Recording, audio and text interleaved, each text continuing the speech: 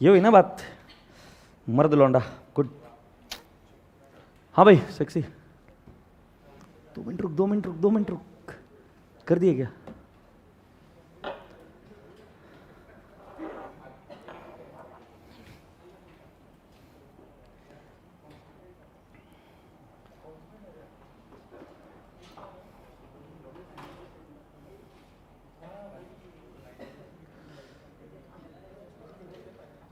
करना। हाँ बच्चों, लेक्चर शुरू हो रहा है, आप आ सकते हो। Thank you. तुमको देखा तो ये ख्याल आया, जिंदगी धूप तुम घना साया। ग्रुप को ओपन कर देते हैं, त्रिशूल के ग्रुप को ओपन कर देते हैं। कैसे ओपन करते हैं इसको? ग्रुप की setting, send messages, all participant. ठीक है मेरे रसगुल्ले बच्चों, व्हाट्सएप पर मैं क्वेरीज देखूंगा। और अरे सुनो, ये डाला क्या था इसके अंदर? लिंक डाली क्या त्रिशूल की? अच्छा, त्रिशूल की लिंक डालने की है। आज फिर दिल ने एक तमन्ना की। ठीक है मेरे रसगुल्ले बच्चों, व्हाट्सएप पर आज फिर दिल ने।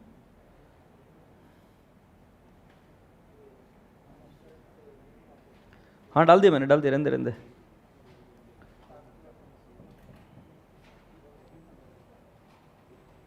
ओके रसगुल्ले बच्चों, I hope you all are there now. ठीक है, कमेंट कहाँ पे पढ़ूँ? व्हाट्सएप पर कि इसके ऊपर? काय म्हणतो त्याला?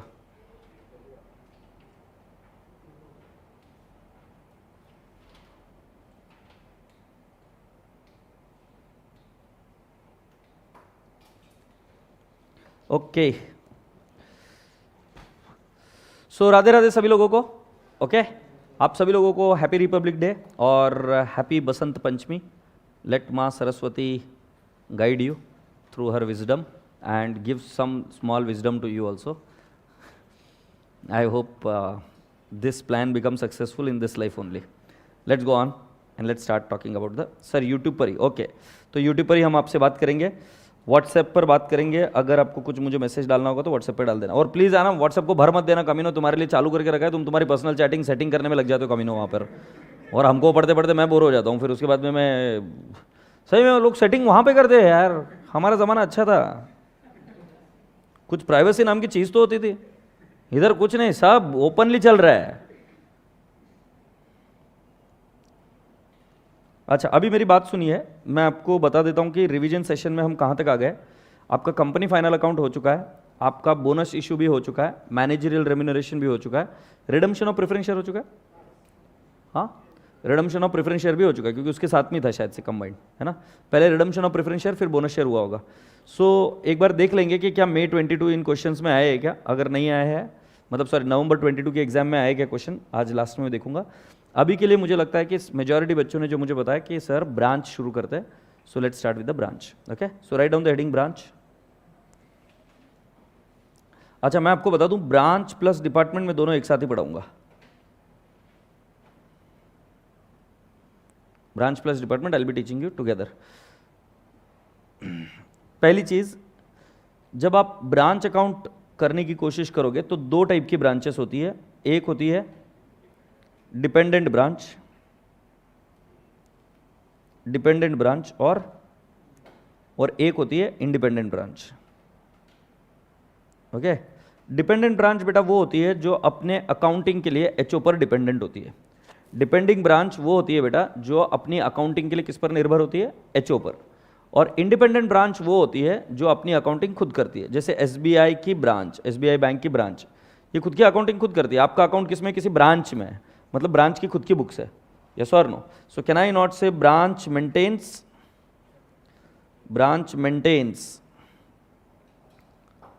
Own books, agreed. और जब मैं डिपेंडेंट ब्रांच की बात करता हूं तो they don't maintain, do not maintain own books. तो इस केस में क्या होता है कि ये जब बुक्स मेंटेन नहीं करते तो इनकी अकाउंटिंग कहाँ पर होती है? एचओ में। जैसे आप मुझे बताइए, आपने इसके पहले भी तो ऐसी कई सारी अकाउंटिंग करी है। उदाहरण के तौर पर मैं आपको बता देता हूं कि क्या आप किसी एक बड़े व्यक्ति को जानते हो क्या? बहुत फालतू क्वेश्चन पूछा, किसी बड़े व्यक्ति को जानते हो कि तुम्हारे घर में है? नहीं जानते हो?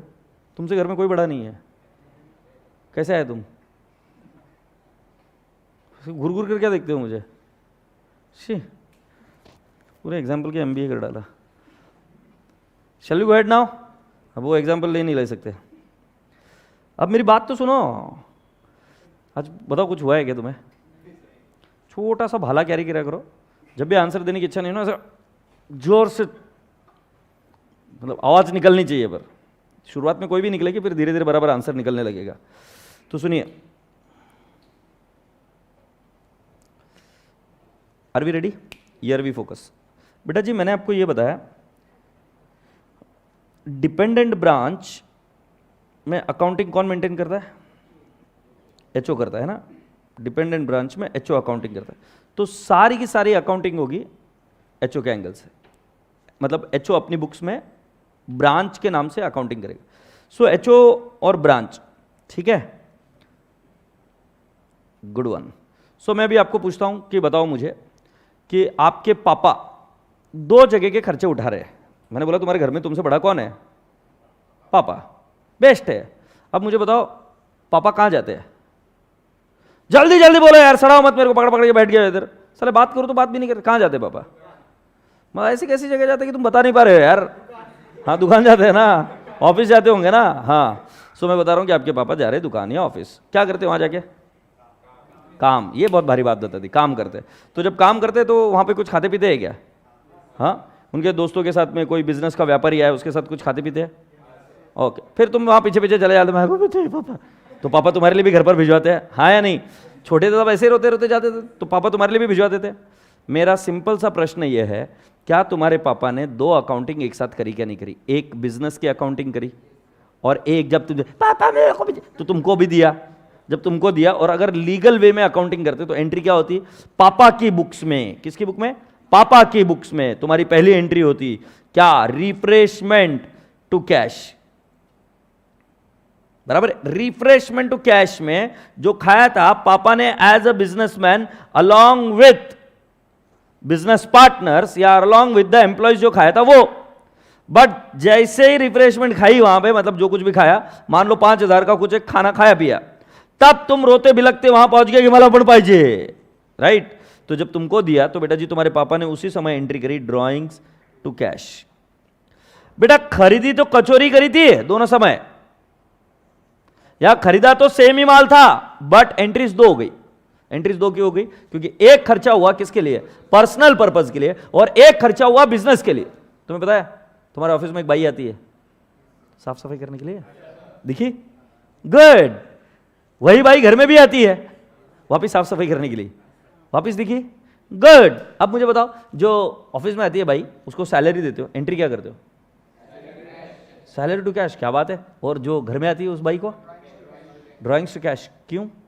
क्योंकि आप एक ही बाई 2 जगह काम कर रही है, बट एक का एक्सपेंस क्या हो रहा है?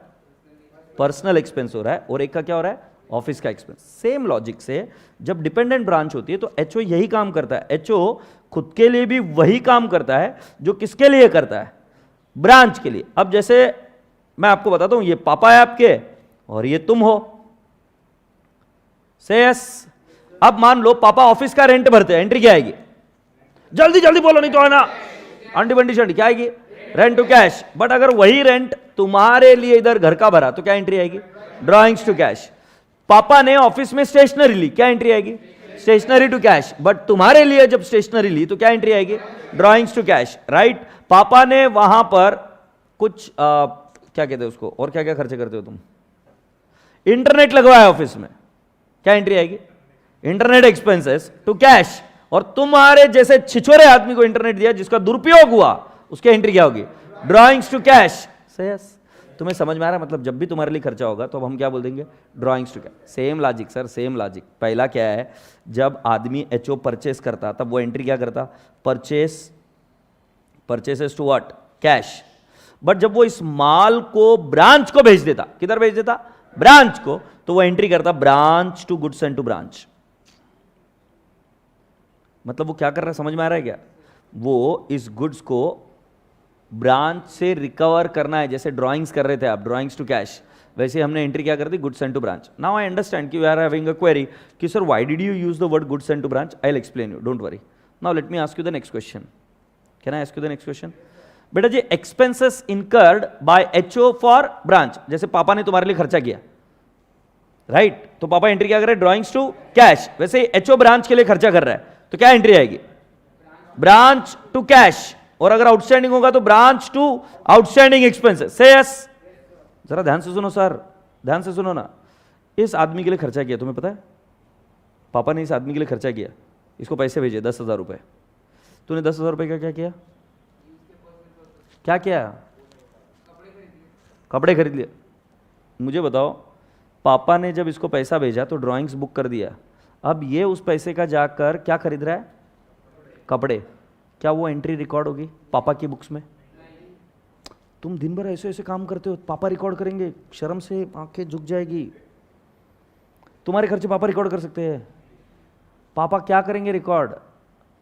आपको कैश दिया, entry direct drawings to cash. वैसे ही अब तुम्हारे को ब्रांच एकदम सक्सेसफुल समझ में आने के लिए तुम रेडी हो गए हो बैकग्राउंड से। एचओ और ब्रांच के बीच होने वाली ट्रांजैक्शन ही डेटर्स मेथड में रिकॉर्ड होती है। कौन सा मेथड चल रहा है? Debtors method.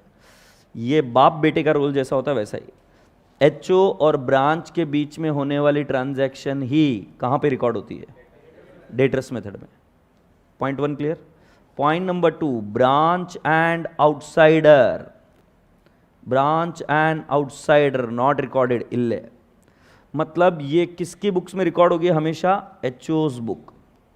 सो बेटा जी, जब पहले गुड्स भेजे जाते हैं तब एंट्री होती है branch to goods and to branch, समझे? फिर बेटा जी, जब गुड्स एंड टू ब्रांच का क्या होता है, माल रिटर्न आ गया, तब एंट्री क्या आएगी, ये गुड्स एंड टू ब्रांच। फिर बेटा जी, ब्रांच के लिए हमने एक्सपेंसेस कर दी, तो क्या एंट्री आएगी, ब्रांच टू कैश। से यस। ब्रांच ने कैश हमें भेज दिया, क्या एंट्री आएगी, कैश टू ब्रांच। बोलो हाँ। ए पोपट, मेरे को एक और बात बता, क्या ब्रांच ने माल सेल किया? The answer is yes. Branch ने सेल किया, ट्रांजैक्शन किसके बीच में होगी, branch and outsider. This transaction is not recorded. Which transactions are recorded? Only transaction between branch and HO and branch. इसको पहचानने का तरीका एकदम सिंपल है, डेटर्स मेथड को। जब भी एग्जामिनर बोलेगा प्रिपेयर ब्रांच अकाउंट, क्या बोला, प्रिपेयर ब्रांच अकाउंट, तो समझ जाना ये कौन सा मेथड है बेटा जी, डेटर्स मेथड। एग्रीड?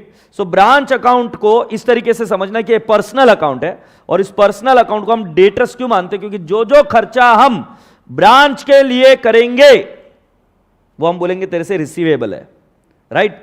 मुझे एक बात बता दो सर, आप यहां पर बैठे हो, इतने सुंदर दिख रहे हो, मुझे बताओ आज तक तुम्हारे पिताजी ने आप पर कितना खर्चा कर दिया? जल्दी जल्दी बोले, टाइम पास मत कर, बहुत मतलब बता ना अमाउंट। 10 लाख बस? अच्छा, तो कंप्यूटर दिलाया तुम्हें? वो जो अंगूठी पहन रखी है कहां से, किसी ने दी क्या? पापा ने। हाँ, पापा ने दी ना। तो मतलब जितनी भी ब्रांच को दी गई असेट्स होती है, एग्रीड? ये पहले हम क्या कर देते बेटा जी, ओपनिंग। अब यहां से ध्यान से सुनना शुरू करिए। ये ब्रांच अकाउंट बना रहा है, किसकी बुक्स में बन रहा है ब्रांच अकाउंट? एचओ के बुक्स। तो जितनी भी ओपनिंग असेट्स है वो सारी की सारी इधर आ जाएगी, ओपनिंग बैलेंस, राइट? अब ओपनिंग बैलेंस में क्या आ जाएगा, कैश। क्या आ जाएगा, डेटर्स। क्या आ जाएगा, पेटी कैश। अच्छा, पेटी कैश ना बोली। फिर क्या आ जाएगा, स्टॉक। बोलो ना हाँ। फिर क्या आ जाएगा राजा बेटा जी, machinery, plant and machinery, agreed? फिर to goods and to branch. फिर राजा बेटा जी क्या, to cash expenses, agreed? To cash sent, by cash, remittance received, yes और नो? Remittance received. हैप्पी पिल्लू डे। और राजा बेटा जी इधर और एक आइटम आता है, opening liabilities, by opening liabilities. और इधर आ जाएगा टू क्लोजिंग लाइबिलिटी, और इधर आ जाएगा बाय क्लोजिंग असेट्स, से यस। और जो कुछ भी रेमिटेंस हमको मिला वो इधर आ जाएगा क्रेडिट में। जो हमको रेमिटेंस, हमने रेमिटेंस भेजा, एचओ ने रेमिटेंस भेजा, वो कहां पर आ जाएगा? डेबिट साइड में। Do all agree? सो राजा बेटा जी, आपको समझाने के लिए मैं आपके सामने पेश कर रहा हूं ग्रुप 1 का ये पहला ब्रांच अकाउंट। ये कौन सा यूनिट है अपना? 4 था क्या? कहाँ हो तुम, कहाँ हो तुम? ये रसगुल्ले, ये मटर पनीर, ये रहा ब्रांच अकाउंट। एक बार लिख लो, लिखो ना।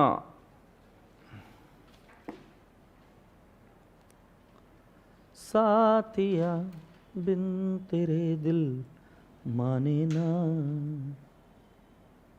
क्या कहूं।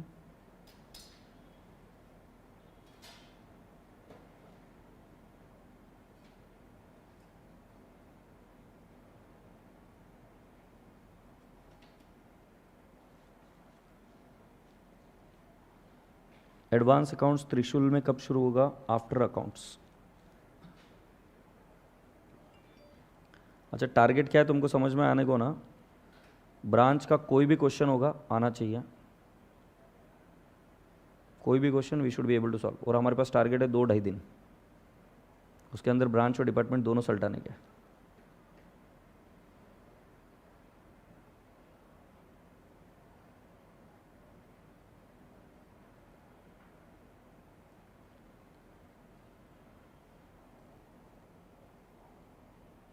अरे बस कर पागल आदिल, किसी और के लिए रखो अभी, ये माल बिक गया है।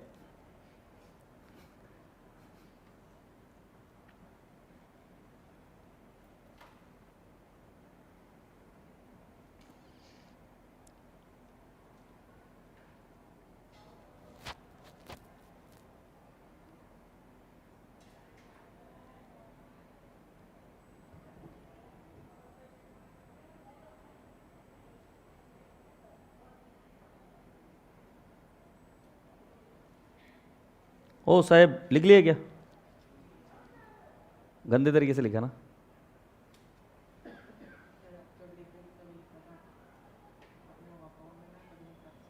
अच्छा, मैं भरोसा है ना तुमको, तुम पर बोलते हो तुम थोड़े से कॉन्फिडेंट लगे नहीं मुझे। धन्यवाद। श्वेता मौर्य बेटा, अभी मैं कंपनी फाइनल अकाउंट नहीं करूंगा। इलस्ट्रेशन नंबर 5 में कुछ क्वेरी होगी तो पूछ लो, सॉल्व नहीं करा सकता मैं। और तुमने अगली बार से जब क्वेश्चन पूछना ना बेटा, तो मैं आज आपको एक चीज़ समझाता हूँ, ज़रा ध्यान से सुनना, कि आप ताकतवर तब बनोगे जब उस क्वेश्चन की क्वेरी मेरे को पूछोगे। जब आप ये एक्सपेक्ट करते हो ना कि मेरे को पूरा कोई क्वेश्चन सॉल्व करा दो, तो वो क्वेरी कभी सॉल्व नहीं होगी, किसी भी फैकल्टी के थ्रू, किसी भी दोस्त के थ्रू। क्वेरी आपके सॉल्व होने के चांसेस बहुत ज़्यादा है अगर आपको कोई एक स्पेसिफिक क्वेरी है उसके अंदर। ये हमेशा ध्यान में रखना बेटा, क्योंकि जितना आता है आपको आता है, जो नहीं आता है वो पूछो तो वो सॉल्व करा दूंगा।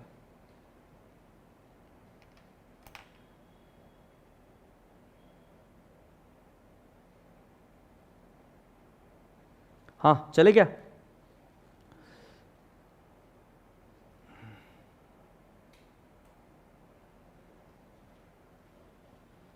हाँ सुनो, अब बेटा जी अगर आपको जर्नल एंट्री पूछी गई, सो जर्नल एंट्री आपको इस तरीके से बनानी, चक्की चलाकर।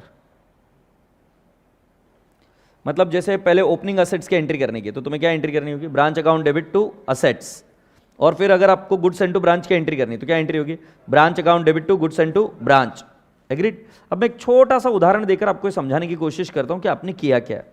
बेटा सपोज तुम ऐसा सोचो कि तुम ब्रांच को जानते ही नहीं हो, मैं जानता हूं इस व्यक्ति को, राइट? ये व्यक्ति मेरे पास एक दिन आता है, नाम क्या है तेरा?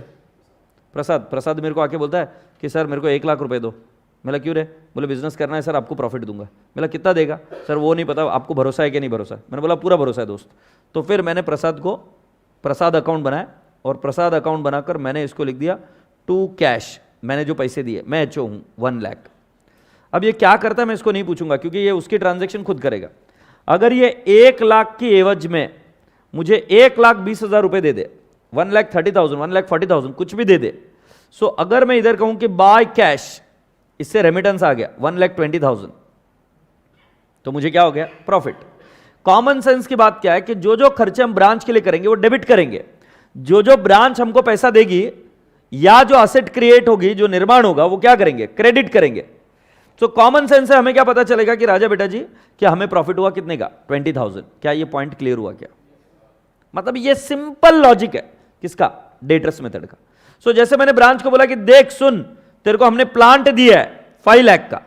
ब्रांच बोली ठीक है, प्रसाद को मैंने प्लांट भी दिया 5 लाख का, मुझे एंड में वो प्लांट की वैल्यू मिलती है 4,10,000, कम हो गई उसकी वैल्यू। तो मुझे बताओ प्रॉफिट हुआ कि लॉस हुआ? लॉस। चेक करो, लॉस हुआ ना। 5 लाख का प्लांट दिया था और 1 लाख कैश दी थी, टोटल 6 लाख रुपए का खर्चा हुआ। मुझे रिटर्न में कितना मिल रहा है? 1,20,000 एंड कितना, 4,10,000 प्लांट का। कितने का लॉस हुआ? हाँ, 70,000 का लॉस हुआ। क्या ये कॉमन सेंस लग रहा है? सो बेटा जी ओपनिंग एसेट जब लिख रहे हो तब तुम क्या बोल रहे हो, इतनी एसेट दी और उनमें से कितनी बची, ये कहां पर लिख रहे हो? क्रेडिट साइड में। सही है। उसी तरीके से लॉजिक है ओपनिंग लाइबिलिटी और क्लोजिंग लाइबिलिटी। एग्रीड। ध्यान रहे इसमें डेप्रिसिएशन की एंट्री नहीं होगी। क्यों नहीं होगी? क्योंकि बेटा जी 5 लाख माइनस 4,10,000 ऑटोमेटिकली डेप्रिसिएशन की एंट्री हो गई है। अब मैं आपको क्या सिखा रहा हूं, कौन सी एंट्रीज नहीं होती। जब आपको बोले debtors method prepare branch account, so remember depreciation की एंट्री नहीं होगी। Any transaction between branch and outsider, no entry is recorded. Next, profit और loss on sale of plant and machinery. Profit और loss on sale of plant and machinery, no entry is recorded. इधर record नहीं होगा क्योंकि देखो क्या है, अगर मान लो ये 4,10,000 का मैंने बेच दिया, कितने में बेच दिया वो प्लांट को? I sold it for 3 lakh. 3 lakh, तो मैं इधर क्रेडिट साइड में क्या लिखूंगा? By cash 3 lakh. Automatically loss book हो जाएगा ना। समझ में आ रहा है? सो कुल मिलाकर बेटा जी लिख दीजिए,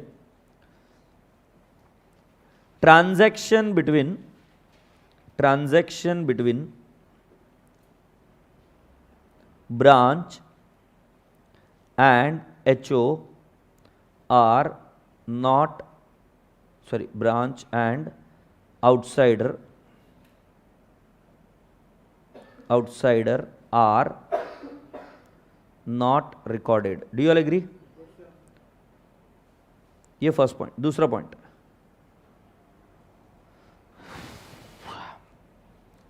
depreciation, loss on sale of asset, depreciation, loss on sale of asset,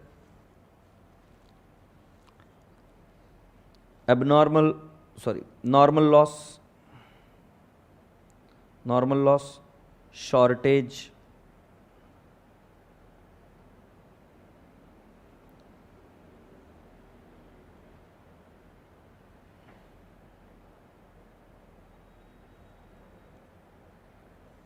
तुम्हें कुछ आवाज आ रही है ना?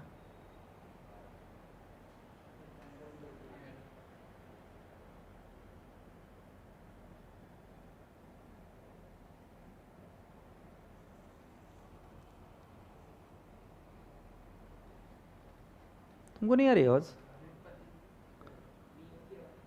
अरे नहीं, किसकी?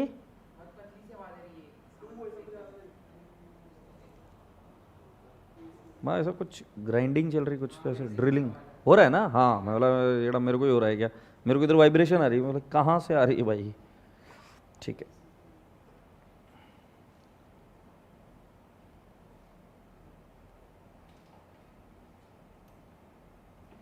ओ भाई, depreciation, loss on sale of asset, normal loss, shortage are also not recorded. क्या ये बात समझ में? अच्छा, मैं एक बात पूछूँ क्या? मैं जब छोटा था ना तब मेरे को अकाउंटिंग नहीं आती थी। तुमको आती थी? गुड। बट जब तुम कभी तुम्हारे दोस्त को पैसे देते थे तो तुम उसका हिसाब कर लेते थे क्या? तुमको तुम्हारे पापा ने कब दिए थे फर्स्ट टाइम पैसे? अरे जल्दी बोल यार, पनवेल निकलना है, साला रिवीजन बैच है, ये जैसे चालू हो जाता है, फेंकने का धपाधप। गुड बेटा, एक बशी ले, वो एक डफली ले, छन छन छन छन, ऐसा पूरा नाचते नाचते प्रेस्टीज पॉइंट घूमना। साले नचनिया बचपन से देते, अरे छपरी कहाँ से उठ के आ जाते हैं नलक। हाँ क्या बोल रहे? कितने? हाँ, 3rd 4th में। और कोई? हाँ, 10th से, ठीक है, 1st 2nd 3rd 4th standard से, राइट। तो जब पैसे देते हैं तो मैं आपको क्या बता रहा हूँ कि उस पैसों का हम अकाउंटिंग कैसे करते हैं, ज़रा ध्यान से प्रेम से सुनना। आपको ऐसा बोला गया था कि देखो मैंने आपको 500 रुपीज़ दिए, मुझे पता है तुमको भरोसा नहीं हो रहा बट सुन लो, तुमको कैश दी कितनी 500, और उसमें से तुमने बोला कि मैंने राजू को दिए 200 और जो बाजू वाली पिंकी है उसको मैंने दिया 100, राइट। और फिर हमने गोला खाया पापा 40 रुपीज़ का, और मेरे पास बैलेंस बच गया कितने का 160। ये हिसाब आता है आपको? कोई अकाउंटिंग की है आपने? किसी ने अकाउंटिंग की? राजा बेटा जी, जब आप ब्रांच अकाउंट बना रहे थे सो ब्रांच अकाउंट में आप एक नाम बना रहे थे, 2 ओपनिंग असेट्स, बता रहा बराबर है? यस और नो? बट जब बेटा जी आप ओपनिंग असेट्स का बैलेंस लिख रहे थे यहाँ पर, तो ये आपको एक बात तो समझनी चाहिए कि एचओ के बुक्स में तो कौन सा अकाउंट बन रहा है? सिर्फ ब्रांच अकाउंट बन रहा है। एचओ की बुक्स में कौन सा अकाउंट बन रहा है? Branch account. ओपनिंग असेट का बैलेंस कहां से आ रहा है? तो जैसे ये रफ तरीके से आप अकाउंटिंग करते थे, वैसे ही रफ तरीके से या मेमोरेंडम बेसिस पे, सिंगल इफेक्ट बेसिस पर, जैसे सिंगल इफेक्ट है, आपने इसके 2 इफेक्ट नहीं दिए थे।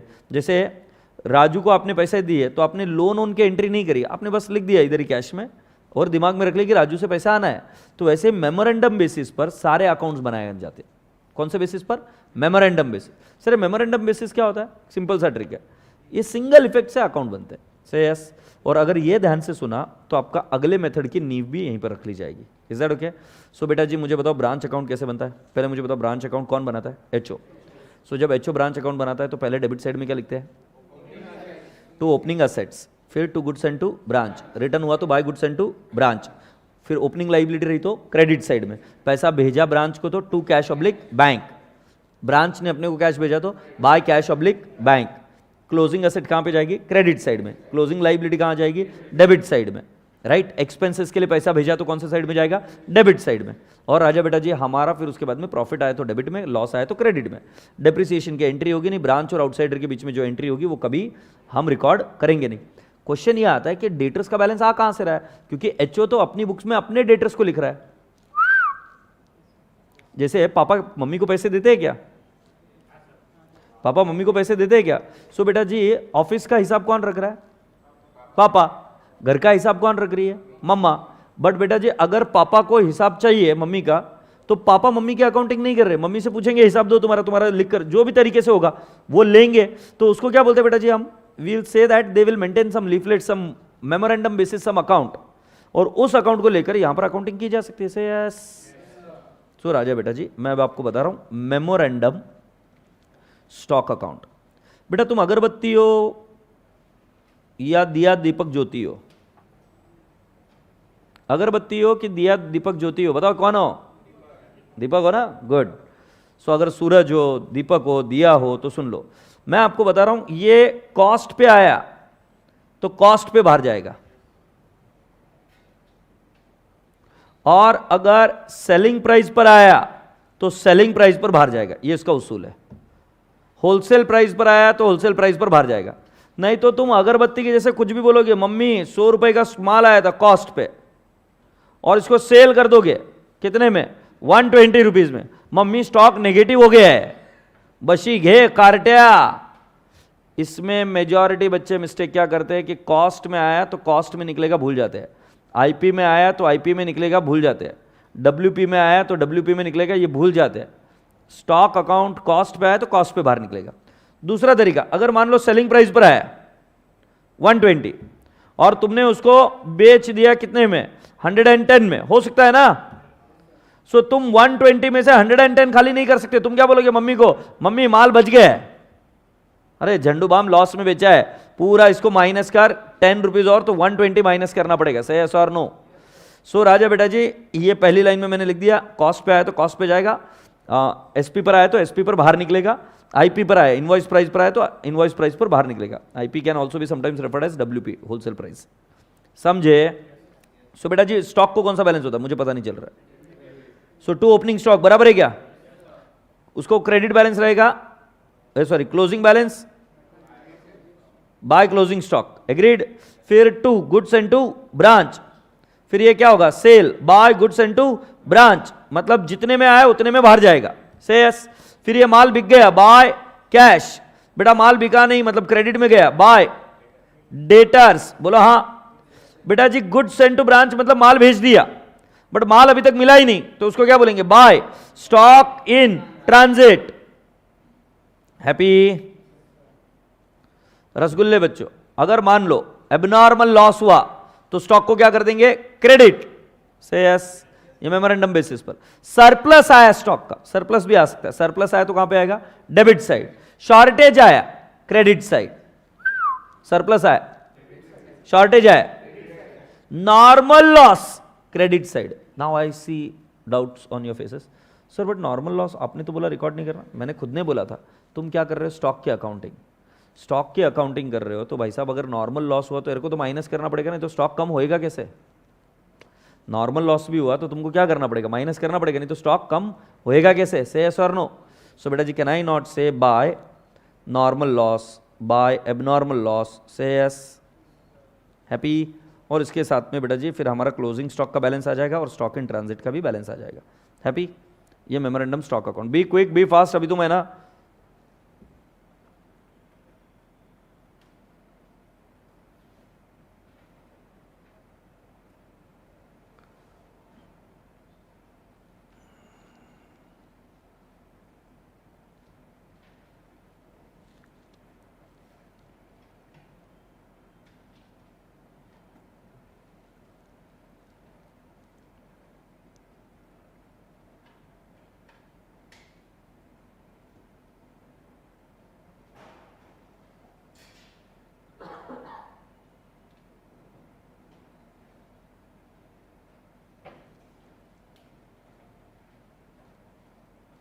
Are we ready? ओके। अब बेटा जी मेमोरेंडम स्टॉक के जैसे एक और अकाउंट बनता है जो बहुत प्यारा है, memorandum debtors account. Memorandum debtors account, बेटा मेमोरेंडम डेटर्स का ओपनिंग बैलेंस रहेगा तो डेबिट साइड में to balance brought down, closing balance रहेगा तो by balance carried down. Happy. बेटा जी फिर दूसरा to, right, sales, so to branch stock, ये सेल्स आएगा क्या। बेटा एक जरा बात सुनो ना, एवरीवन्स अटेंशन यार, इन दोनों अकाउंट में कोई कनेक्शन नहीं है, स्टॉक और डेटर्स। स्टॉक में से माल एट कॉस्ट बाहर निकलेगा बट डेटर्स में एट सेलिंग प्राइस ही आएगा। स्टॉक अकाउंटिंग का मतलब समझने की कोशिश करो सर, ये मोबाइल का शॉप है, ये मोबाइल तुमको बेचा तो स्टॉक में से कॉस्ट कम होगी बट तुमसे जो रिकवरेबल अमाउंट है वो सेलिंग प्राइस होगी सर। दूसरे एक बच्चा मिस्टेक क्या करता है, स्टॉक को क्रेडिट किया तो उसको लगता है डेटर्स को भी सेम वैल्यू पर डेबिट होगा। क्यों, स्टॉक कम कर रहे कॉस्ट पर ही होगा या जिस वैल्यू पर है उस वैल्यू पर कम होगा, बट डेटर्स किसने से बढ़ेगा, सेलिंग प्राइस से। तो इसलिए यहां पर मैंने क्या लिखा, to sales to branch stock, और ये कौन सी प्राइस आएगी बेटा जी, selling price. Do you all agree? Then my dear friend we will be writing down here what, to sorry by branch stock, क्या लिख देंगे बेटा, sales return. Do you all agree? Okay. अच्छा, जब अब इनसे डेटर से क्या मिलेगा, कैश, सो बाय कैश। दूसरा क्या मिलेगा, बाय क्या बोलते हैं, डिस्काउंट, बाय बैड डेट्स। बोलो हाँ या ना। बेटा जी एक चीज का ध्यान रहे हमेशा कि डेटर्स अकाउंट में, मतलब मेमोरेंडम डेटर्स अकाउंट में सारी एंट्रीज आएगी, ब्रांच अकाउंट में only transaction between branch and HO are recorded, but memorandum debtors account में सब आएगा। Point clear? चलो यहां तक भी बात क्लियर होगी। Now can I give you one more last step? ठीक है, these are special cases which I want to discuss with you. Special case, मुझे पता है कि एक साथ ये बहुत हैवी हो जाता है, मैं कोशिश करता हूँ कि थोड़ा सा मस्ती करते करते करा दूँ, और जो फर्स्ट टाइम भी देख रहे हैं उनको थोड़ा बहुत तो भी समझ में आए, बाद में मैं खींच लूँगा। ठीक है, तो थोड़ा सा ट्रस्ट रखना, आ जाएगा, मेरे को पता है मैं क्या कर रहा हूँ और मैं पूरा अच्छे से क्लियर हूँ कि मैं क्या कर रहा हूँ। ठीक है, तो टेंशन ना को लेना। स्पेशल केस रेमिटेंस का, बेटा आप ब्रांच के पास खुद का कैश अकाउंट नहीं होता जनरली, क्योंकि डिपेंडेंट ब्रांच है तो मतलब उसका अकाउंटिंग कौन कर रहा है? एचओ। सो सारा का सारा कैश अकाउंट किसके पास होता है? Generally HO. ब्रांच के पास रहा तो कौन सा रहता है? पेटी कैश। कई बार बट ऐसा एक आध केस बनता है, तो मतलब हर बार हम क्या अज्यूम करते हैं? हम ये अज्यूम करते हैं कि कुछ कैश सेल हुआ तो किसके पास चला जाता है? HO, right. कुछ कलेक्शन फ्रॉम डेटर्स आया तो किधर चला जाता है? किसके पास जाता है? एचओ। ये कब तक होता है मैं आपको बताता हूं, जब तक तुम्हारी शादी नहीं होती, राइट, तब तक जो कुछ भी पैसा कमाते हैं, कई सारे लोग क्या करते हैं, सारा पैसा किसको भेज देते हैं? पप्पा पप्पा पप्पा। जब तक गर्लफ्रेंड नहीं होती तब तक भी, या बॉयफ्रेंड नहीं होता तब तक, जो कुछ भी आर्टिकलशिप का पैसा है पप्पा पप्पा पप्पा, यह अजम्पशन है। बट जैसे ही कोई दूसरा व्यक्ति आ जाता है तब थोड़ा बहुत भेजते हो पप्पा को, बट खुद के पास में भी रखते हो। वैसे तो तुम कमी ना हो, तुम अभी भी करते हो, मुझे पता है, बराबर है कि नहीं? जितना पैसा है उसमें से कुछ ही भेजा। तो बेटा जी ध्यान से सुनना, कैश सेल के ट्रांजैक्शन किसके बीच में? ब्रांच एंड आउटसाइडर के बीच में। डेटर से कलेक्शन का भी एंट्री किसके बीच में? Branch and outsider. In transaction को एक्चुअली रिकॉर्ड होना ही नहीं चाहिए। फिर क्यों हो रहा है? क्योंकि बेटा जी हम ये अज्यूम कर रहे हैं, हम उस ट्रांजैक्शन को रिकॉर्ड नहीं कर रहे, हम ये अज्यूम कर रहे हैं कि ये पैसा रेमिट कर दिया गया किसको? एचओ को। क्योंकि ब्रांच के पास कैश रिकॉर्ड करने के लिए कोई जगह ही नहीं है, तो जो भी पैसा आया होगा उन्होंने किसको भेज दिया होगा? एचओ को, हाथों हाथ। ऐसा हम अज्यूम करते हैं। वैसे कलेक्शन फ्रॉम डेटर्स की एंट्री नहीं होती, वैसे ही कैश सेल की एंट्री नहीं होती। क्यों नहीं होती है? क्योंकि कलेक्शन फ्रॉम डेटर्स में कौन इन्वॉल्व है? ब्रांच और दूसरा आउटसाइड पार्टी। कैश सेल में भी कौन इन्वॉल्व है?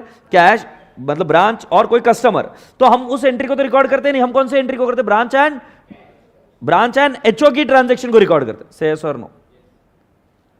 आशा करता हूं कि आप तक ये बात पहुंची। बट जब कभी भी हमें रेमिटेंस सेपरेटली ना दिया जाए, तब हम ये मानकर चलते हैं कि जितना भी पैसा आया किसको चला गया? एचओ को। हैप्पी? दूसरा क्या है कि जब इसके साथ प्लस, मतलब जैसे मैंने बोला हर बार हम अज्यूम क्या कर रहे थे? जो पैसा आया पप्पा को, जो पैसा आया पप्पा को। बट जो पैसा आया और साथ में एक कंडीशन है, गर्लफ्रेंड बॉयफ्रेंड, तो सारा पैसा पप्पा को नहीं। फिर उस केस में मैं आपको बता रहा हूं कि अगर मान लो cash sale collection from debtors के साथ साथ ऐसा वर्ड है रेमिटेंस, तो मतलब राजा बेटा जी जितना पैसा आया है उतना ही भेजा जरूरी नहीं है। और हम एंट्री कैश सेल के एक्चुअली करते ही नहीं है, हम actually entry collection from debtors की एंट्री करते ही नहीं। हम किसकी अज्यूम करके कर रहे थे? रेमिटेंस। बट एग्जामिनर कंफ्यूज करने के लिए क्या करता है? तुमको दो शब्द देता है, cash sale collection from debtors, और साथ में खूबचे में नीचे देता है रेमिटेंस।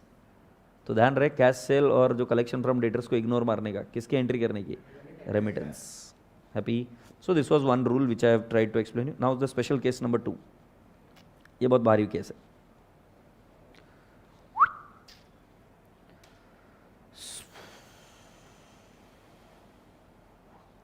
सुन रहे हो? ये बहुत भारी चीज है, किसी को बताना मत। मैं आपसे ये पूछता है, अगर किसी को, मतलब तुम, राइट, तुम्हारा नाम शुभ नाम लाल,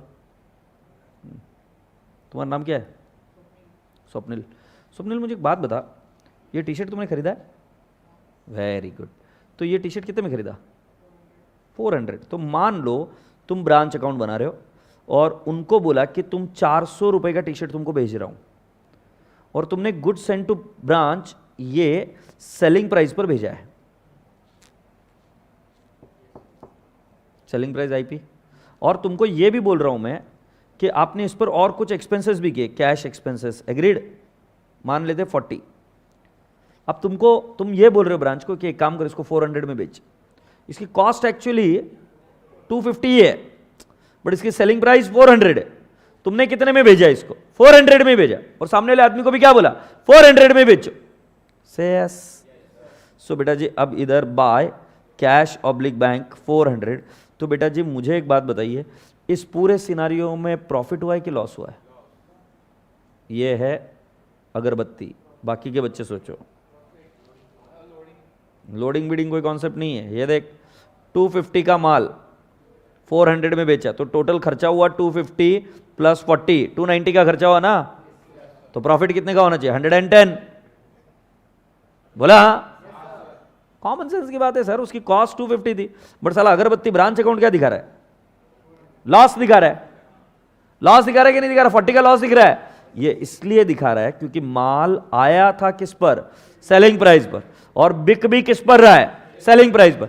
जब एचओ को अपनी प्रॉफिटेबिलिटी नहीं बतानी होती, तब एचओ ब्रांच को भेजता है माल एट सेलिंग प्राइस पर।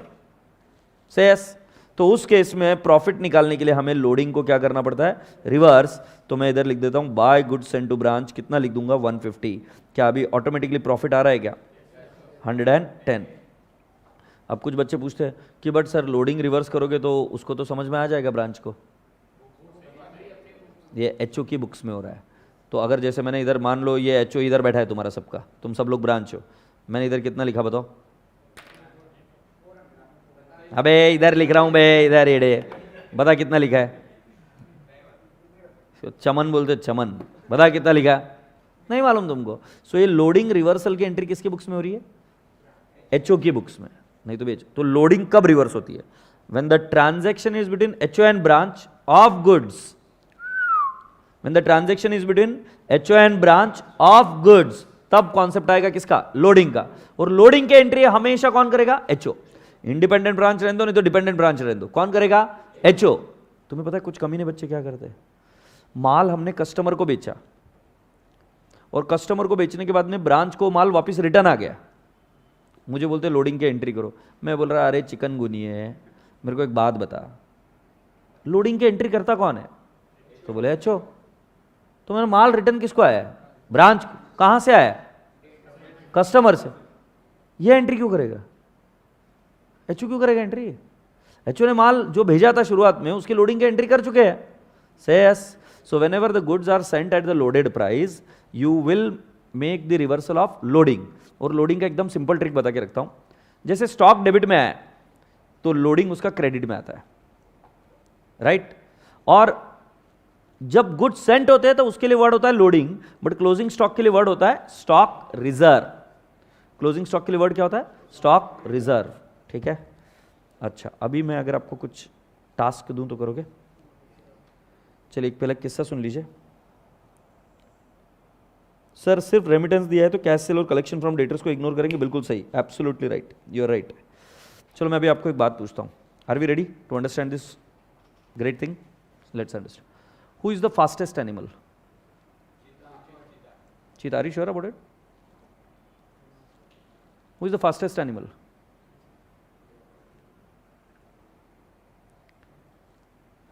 तुम बता दो यार, इधर तो खत्म। मुझे नहीं लगता है जिंदगी में कभी शादी होगी, सिंगल ही मरेंगे साले, देख लेना। इतना फालतू क्वेश्चन पूछा, मेरी बेटी को पूछ लूंगा ना या उससे छोटे को कि who is the fastest animal on this earth, तुरंत बता देंगे। बस एक और बार पूछ लो इनको, आर यू श्योर? बस बात खत्म, हाथ बाहर, सरेंडर सर, खत्म। तुम बताओ भाई, मैं अभी देख ही नहीं रहा हूं इनके पास। ये तो अभी ज़ॉम्बीज़ जो है ना, मैंने आज पहली बार देखे मेरे लाइफ में। देवांग अग्रवाल बोलता है चीता, वेरी गुड।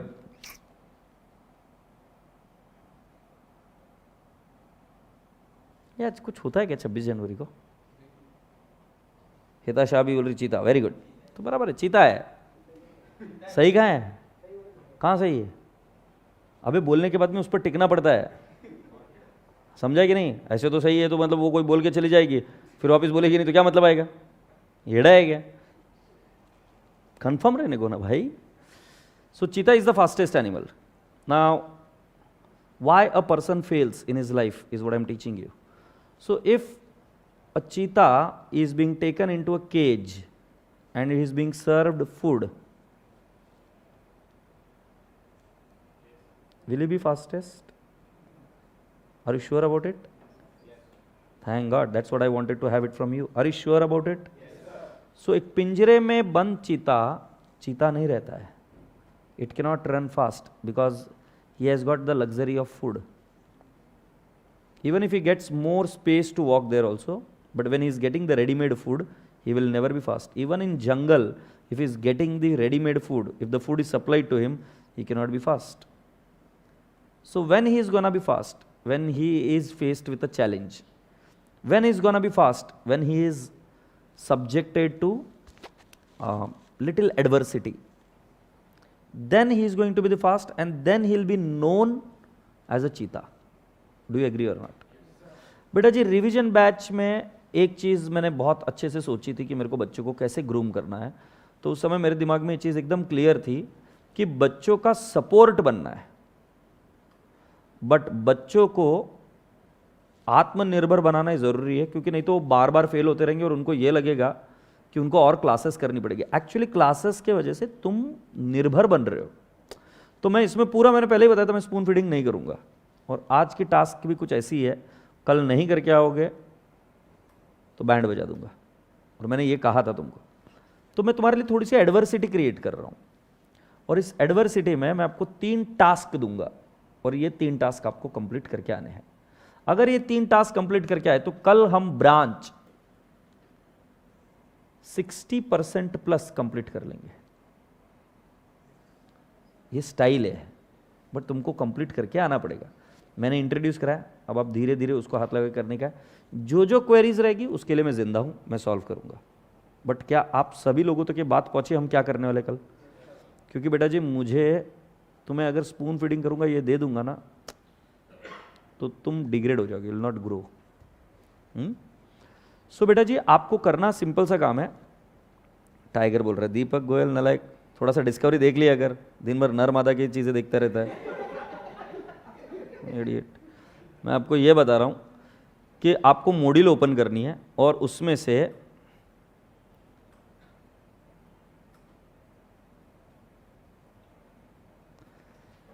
पहला वाला डेट्रस मेथड की एंट्रीज, क्या करोगे?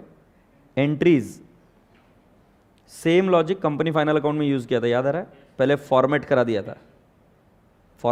था, एनेक्शर्स करा दिए थे, फिर दपादप तुमने प्रॉब्लम सॉल्व कर दी। पहला काम एंट्रीज लिखकर जबानी याद चाहिए। स्टॉक एंड डेट्रस मेथड,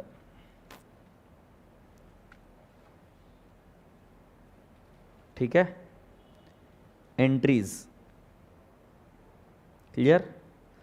तीसरी चीज है आपको फॉरेन ब्रांच।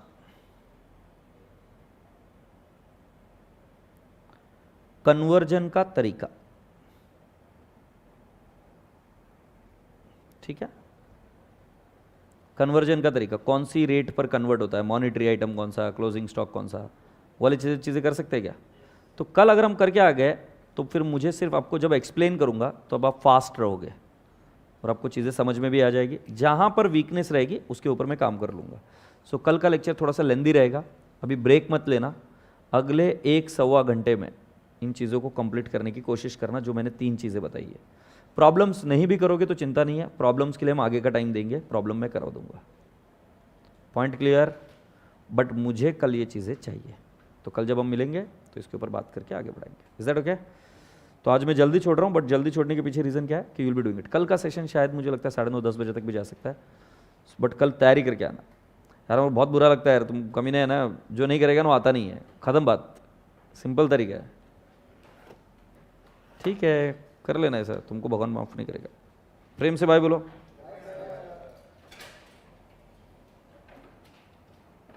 ये वो व्हाट्सएप ग्रुप में कैसे ऐड हो रहे बच्चे? कहाँ से ऐड हो रहे? लिंक कहाँ पे आई है? अच्छा, टेलीग्राम ग्रुप ऑफ एसपीसी। हाँ, एसपीसी के टेलीग्राम ग्रुप पर ही रहे पुट्टे। ठीक है, बाय बाय।